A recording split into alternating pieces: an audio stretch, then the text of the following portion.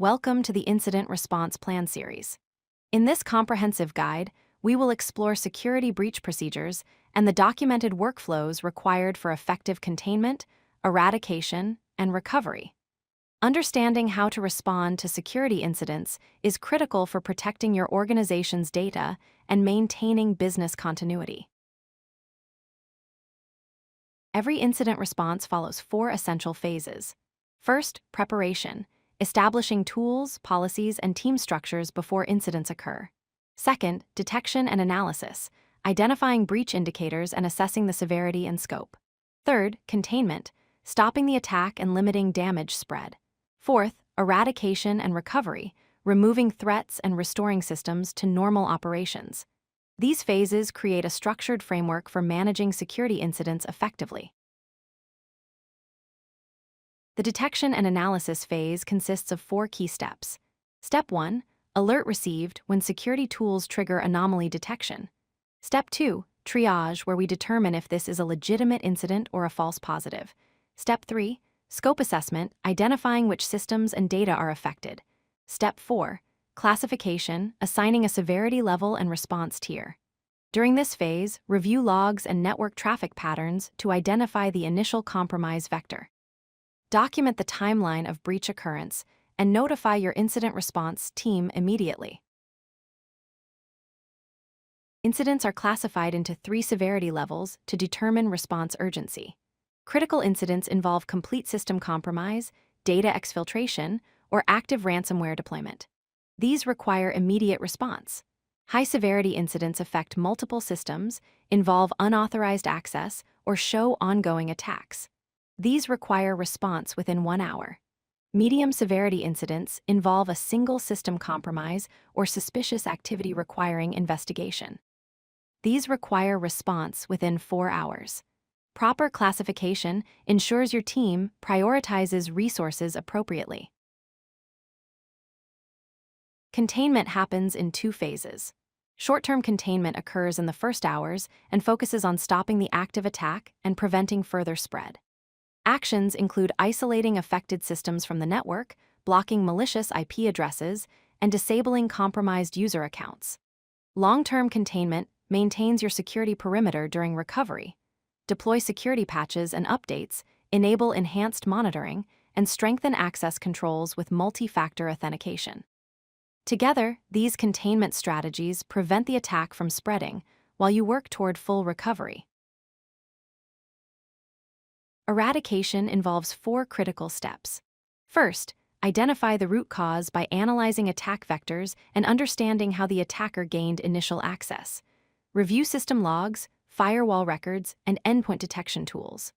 Second, remove all malware and backdoors by deleting malicious code and unauthorized access points using antivirus, anti-malware tools, and manual forensic analysis.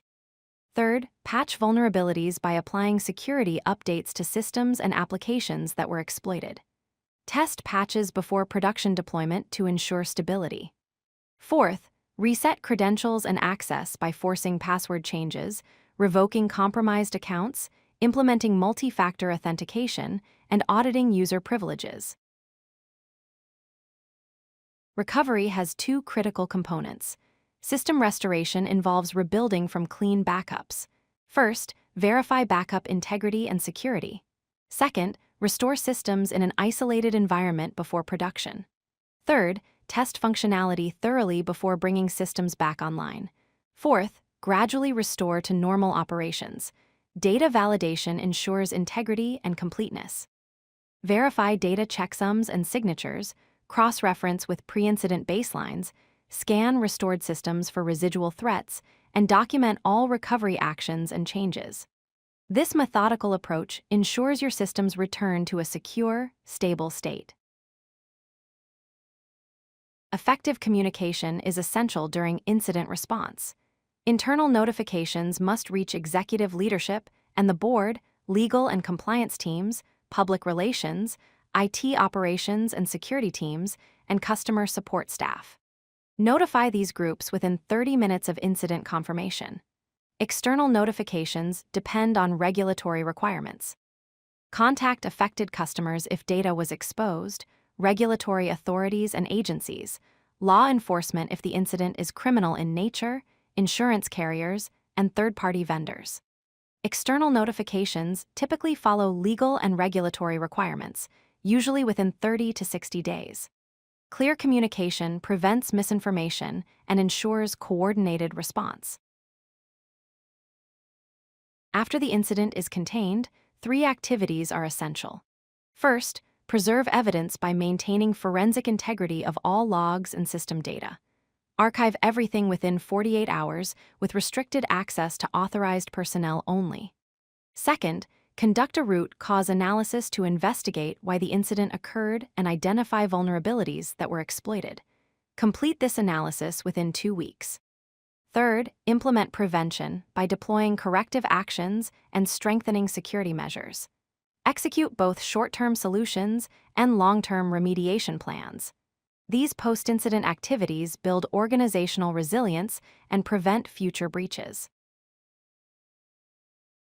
Building resilience through preparation is the foundation of effective incident response. Clear roles and responsibilities minimize response time when incidents occur. Rapid detection and containment limit the damage attackers can cause. Documentation and communication ensure accountability throughout the response process. Continuous improvement through lessons learned strengthens your security posture. Remember, preparation today prevents chaos tomorrow. By implementing a comprehensive incident response plan, your organization can detect, contain, and recover from security breaches more effectively.